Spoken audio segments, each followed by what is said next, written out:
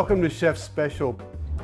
Today we're with a really nice treat. We have Javier Codina from Moda at the Barracks. He's come in today to showcase some of the best beef in Australia. Yeah. Great to be with you today. Yeah. I met you 7 years ago when you first started at the RNA. Yeah. Remember? Oh man, anytime I get to meet you is a treat. Excellent. So today is a very special day. We're going to showcase one of the best beef available in Australia. Look, it really is. And this stuff, it's 150-day grain fed. You know, it's won 3 years on the trot, the Champion MSA beef at the Royal Queensland Food and Wine Show. As a starting point, it really doesn't get any better than this, does it, Chef? Absolutely. And I cannot wait to really tackle in. I'm going to give it a nice clean to it, and I show you the way we prepare it at the restaurant. It's a very easy process to prep it. Basically, we need to remove only the sinews in the middle, because as you can see, that product comes already 100% clean. Even that little fat that you find here in the middle, don't take it off. It's going to render down? Exactly, and it's flavor as well. Absolutely, Chef. Okay? So we're just taking the silver skin off. Absolutely, and what I'm going to do as well at the same time, I'm going to make the most of it, of that fantastic product, and we're going to organize with the head of the tenderloin what we call the Chateaubriand. Yeah. If you're at home and you're a little bit sort of, put off by doing this sort of thing, can you ask your butcher to help you out to do this? You can ask your butcher, you can come for dinner at Moda at the Barracks. All right, so what we're going to do is basically remove, very gentle, as you can see as well. It's it's almost effortless to remove. You're almost caressing it off there, aren't you, Chef? Pretty much. And it's very important when you're at home or when we're at the restaurant working with such a high quality produce, you need to involve yourself with your five senses. You want to use your hands, you want to make sure that the product is very well taken care of, and it's very easy to really work with. Okay, so here we have the two parts of this fantastic beef tenderloin.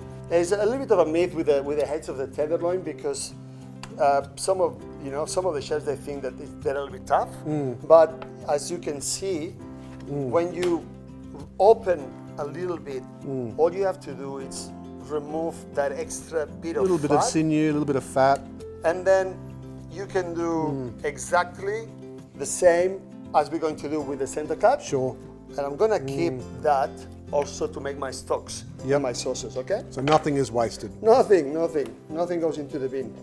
And now, with the centerpiece or the tenderloin itself, what we're going to do is basically remove that thin.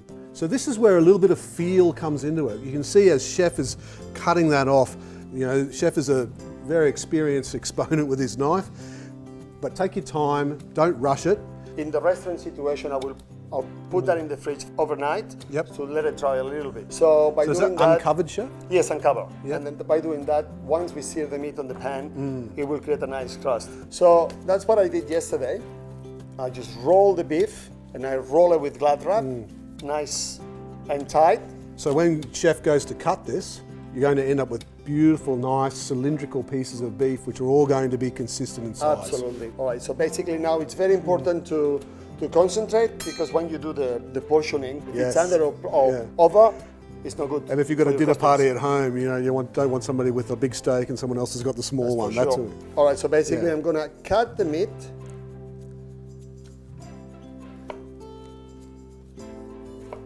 Look at that beautiful. Look at the marbling.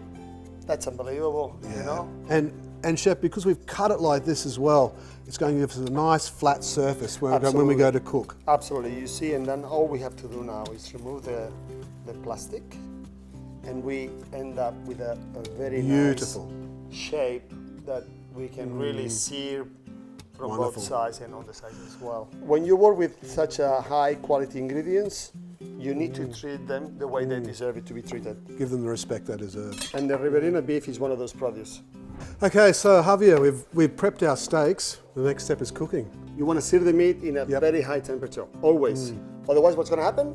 It's going to stick to the plate. Yeah, it'll start braising instead of slow cooking it rather than searing it. So with seasoning, Chef, do you like to season in advance, or do you like to season just before? Me, I like to season just before I start cooking. Yeah. And quite liberal, huh? Yeah. A decent amount of salt and pepper. Yeah, absolutely. Absolutely. Pull the product out of the fridge, give it 15 minutes just to come up to room temperature before you're going to cook it. And what I do now, I just roll with the excess seasoning. Yeah. Look, if you like, also any kind of spices will do as well. You put some fennel seeds or some coriander seeds, honestly. But allow the beef to taste of itself. Absolutely. And as you can see, a very hot pan and a decent amount of olive oil. Yep. As a good Spaniard. Look at that. Lovely. And we can see Chef, he's being gentle with the product here. He's not throwing it in. He's almost, he's patting it. It's like a little long lost friend as it goes into the oven. He's treating it with respect and care. And love. I'm a great fan also of cooking with clarified butter. Yes. Yeah. Or even 50-50. So tell us a little bit about the things that inspired you to become a chef. I want people to be happy. It's all about happiness. And sharing the love and the passion for what you do in every single day of your life. When I was a child, I wanted to become a clown, believe it or not. So now, Sean, to enhance the flavor of my meat, I'm gonna give you a little tip. Okay. All right? Something very Mediterranean. Yeah, sure. Very close to my heart as well. Yep. So I always enhance the flavor of my meats with some garlic. Look at that. Beautiful, organic, fantastic local garlic from the Scenic Rim region as well. And a little bit of thyme. Look at that. Lemon thyme? Okay.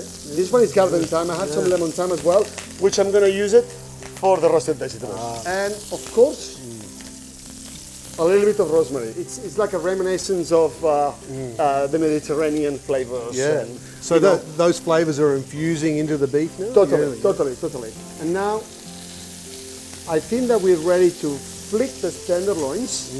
All right?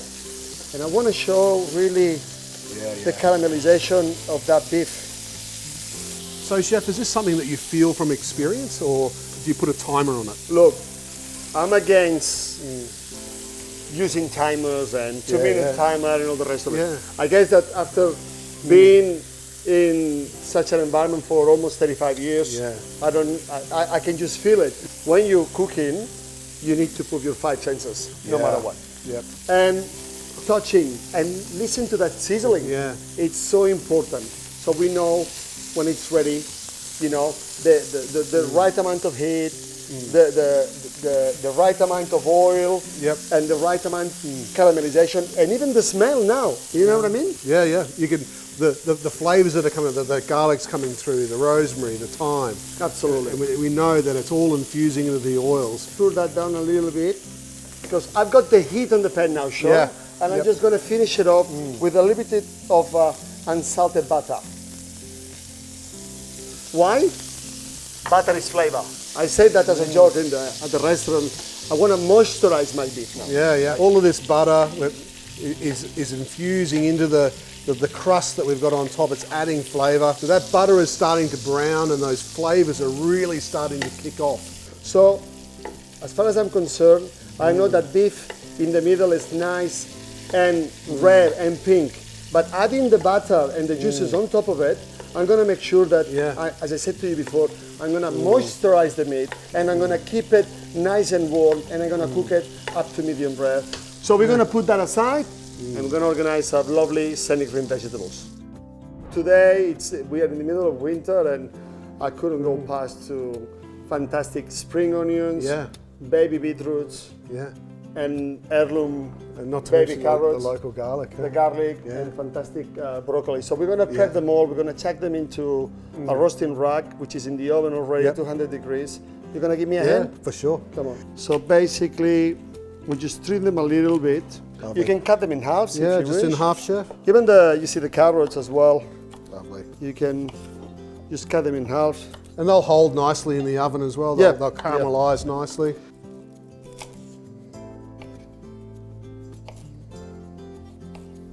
So Chef, tell me why are we using a hot tray? What's the reasoning behind that? That way we accelerate the cooking time of our vegetables. We're not starting from a cold surface. You want the vegetables to start sizzling as soon as we put them into the tray.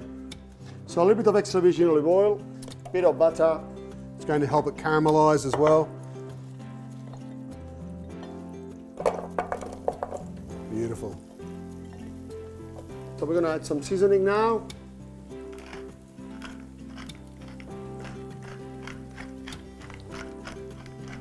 Nice solid amount of pepper going on there, nice solid amount of salt.